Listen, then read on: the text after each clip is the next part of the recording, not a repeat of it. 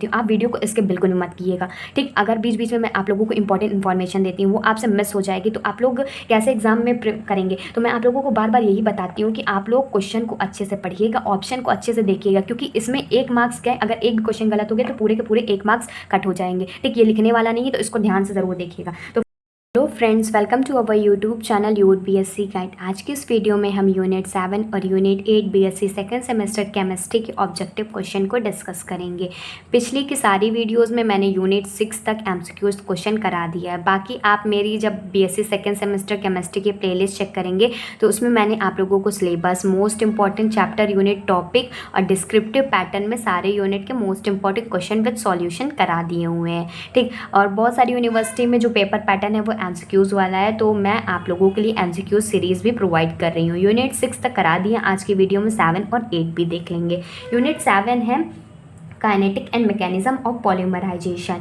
मैं आप लोगों को टिक कराऊंगी, इसमें जो ये टिक लगा है इसको करेक्ट मत मानिएगा, ठीक। मैं जो रेड पेन से टिक लगाऊंगी उसको करेक्ट होगा वो आंसर, ठीक। The monomer of buna S rubber are, मेरे पास जो है ये सीरीज़ है, ये मोस्ट इंपॉर्टेंट क्वेश्चन की ही है, इसीलिए मैं आप लोगों को करा रही हूँ, क्योंकि मेरे तरफ जो होता है डिस्क्रिप्टिव पैटर्न है, फिर भी मैं आप लोगों के लिए सीरीज़ अरेंज करी हूँ एमसीक्यूज़ पैटर्न के लिए भी। तो आप प्लीज़ चैनल को सपोर्ट किया करिए, ठीक।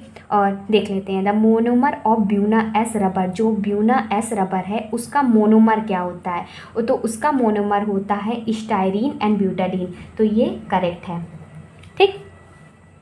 क्वेश्चन नंबर 2 है the monomer use to produce Orlon is. ऐसा कौन सा मोनोमर है जो कि ऑर्लॉन जो एक टाइप का सिंथेटिक ही है, वो ऑर्लॉन, ऐसा कौन सा है मोनोमर जिसको ऑर्लॉन में प्रोड्यूस किया जाता है, मतलब उसको यूज़ करके ऑर्लॉन प्रोड्यूस किया जाता है, तो वो है CH2CH सिंगल बॉन्ड N। तो ऑप्शन नंबर डी करेक्ट होगा, ठीक। क्वेश्चन नंबर 3 है terylene is a condensation polymer of ethylene glycol and. जो टेरिलीन है वो एक कंडेंसेशन पॉलीमर है इथाइलिन ग्लाइकोल और किसका, और इसका आंसर होगा डी, ठीक। क्वेश्चन नंबर 4 देख लेते हैं which of the following organic compound polymerises to form polyester Dacron, ठीक। तो इसका आंसर होगा सी, ठीक। आगे और भी क्वेश्चन से देख लेते हैं, हिंदी वाले भी पढ़ सकते हैं, कोई प्रॉब्लम नहीं है। क्वेश्चन नंबर 5 है caprolactam is use in the manufacture of, तो इसका आंसर होगा नायलॉन 6, टेफ्लॉन नहीं होगा, नायलॉन 6 होगा इसका आंसर, ठीक। क्वेश्चन नंबर 6 है ऑर्लॉन हैज़ मोनोमेरिक यूनिट, 6 का आंसर होगा डी, टेफ्लॉन, ठीक। 7th वाला देखते हैं nylon is an example of. Nylon किसका एग्जाम्पल है, ये एक पॉलीएमाइड है, ठीक। Bakelite is obtained from the phenol by reaction with, bakelite कैसे ऑब्टेन्ड होता है, तो 8th का आंसर होगा HCHO के साथ जब इसका रिएक्शन कराते हैं तब होता है। क्वेश्चन नंबर 9 है natural rubber is. Natural rubber क्या है, ये ऑल सिस पॉली आइसोप्रीन्स है, ठीक। क्वेश्चन नंबर 10 देखते हैं which is the monomer of neoprene in the following, ठीक। तो 10th का आंसर होगा ए वाला, आप लोग देख लीजिए, स्क्रीनशॉट ले लीजिए। क्वेश्चन नंबर 11 है which of the following is not a polyamide polymer, तो इसका आंसर होगा 11th वालों का, 11th का सी होगा ऑर्लैन। ऑर्लैन एक तरह का नॉट पॉलीएमाइड पॉलीमर है, मतलब पॉलीएमाइड पॉलीमर नहीं है, तो वूल, सिल्क और नायलॉन 6 जो है पॉलीएमाइड पॉलीमर है, तो ऑर्लॉन नहीं है, तो इसीलिए इस पर टिक कर दिया, ठीक। क्वेश्चन नंबर 12 है which one out of the following has isoprene unit, तो 12 का आंसर होगा ए, नेचुरल रबर। कुछ और भी इंपॉर्टेंट क्वेश्चन हैं, देख लेते हैं।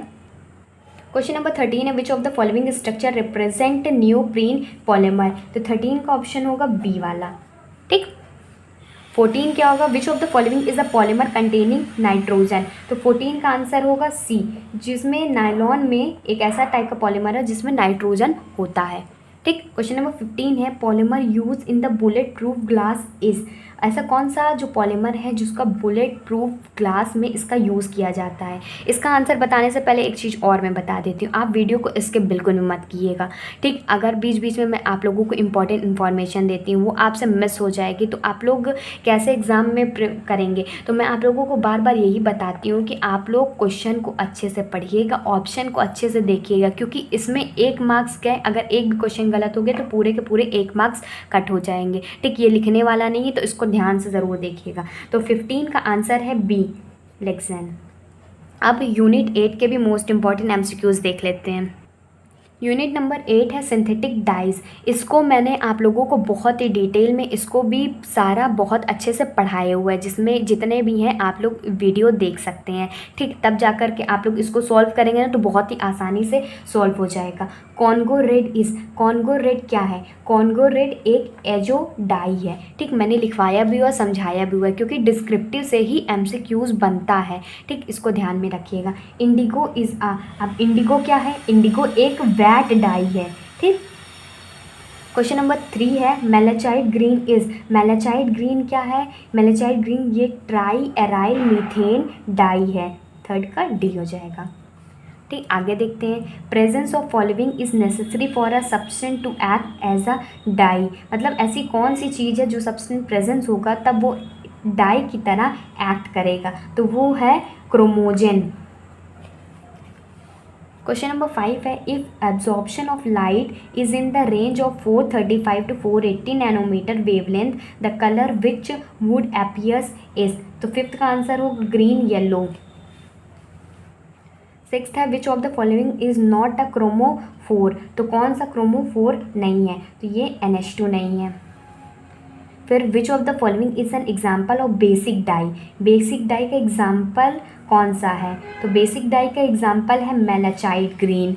पूरा नहीं भी दिया होगा, मेलाचाइट भी दिया होगा, तब भी आप लोगों के लिए सही है। तो आगे देखते हैं इसमें। क्वेश्चन नंबर 8 है roots of madar plant contain. Madar plant के रूट्स में क्या पाया जाता है? ये एलिजरीन पाया जाता है, ठीक। The dye which are use in the medicine. ऐसी कौन सी डाई है जिसका यूज़ मेडिसिन में किया जाता है, दवा बनाने में किया जाता है? वो क्रिस्टल वॉयलेट है, ठीक। क्वेश्चन नंबर 10 है optical brightness are also called. जो ऑप्टिकल ब्राइटनेस है उसको क्या कहा जाता है? तो इसका आंसर होगा वाइट डाई कहा जाता है इसको। In dye industry vat dye is represented by symbol. Dye industry में वैट डाई को किस सिंबल से रिप्रेजेंट करते हैं? तो इसका आंसर होगा ए, आई से रिप्रेजेंट करते हैं, ठीक। 12 वाला है which dye is use in the indicator in complexometric titration using EDTA। तो इसका आंसर होगा 12th का ए वाला, ठीक। 13 वाला अ डाई हैव केमिकली। मतलब ऐसी कौन सी डाई है? मतलब डाई केमिकली क्या होता है? केमिकली इसमें क्रोमोजन विथ ऑक्सोक्रोमोन पाया जाता है, ठीक। अगर सिर्फ क्रोमोजन ही दिया होता तब आप लोग क्रोमोजन ही टिक करते, इसके साथ ऑक्सोक्रोम भी दिया हुआ है तो ये भी होता है केमिकली, ठीक।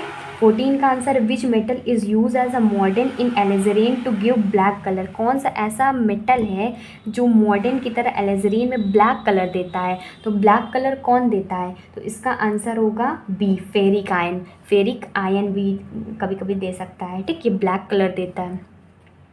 क्वेश्चन नंबर 15 है which of the following is a natural die. ऐसे कौन सा डाई है इसमें से बताओ नेचुरल डाई कौन सा है?